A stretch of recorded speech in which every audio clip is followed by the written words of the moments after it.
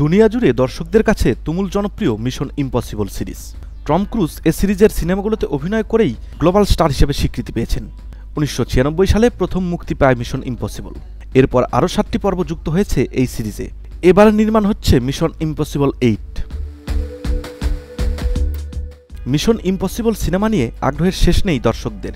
শোনা যাচ্ছে এই পর্ব দিয়েই শেষ হতে চলেছে মিশন ইম্পসিবল সিরিজ। তাই কৌতূহলের পারদ আরও চড়িয়েছে এ পর্বের প্রথম ট্রেইলার।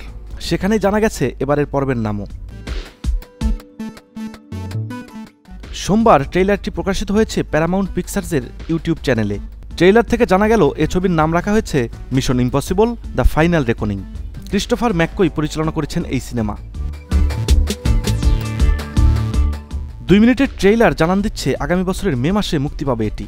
এবারও IMF এজেন্ট ইথান হান্টের চরিত্রে আছেন টম ক্রুজ।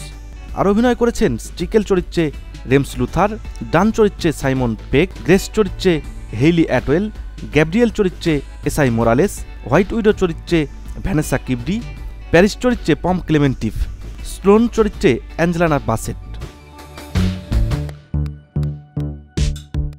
নতুন ছবির কাহিনী সর্বশেষ পর্ব ক্লিফ হ্যাঙ্গারের শেষ থেকে শুরু হবে। ইথান হান্ট এবং তার IMF টিম বিভিন্ন বিপজ্জনক মিশনে নামবে এবং তাদের পুরনো শত্রুদের মোকাবেলা করবে।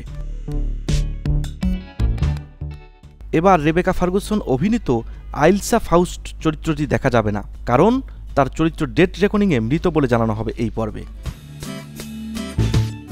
শাহিন সরকার, এশিয়ান পোস্ট।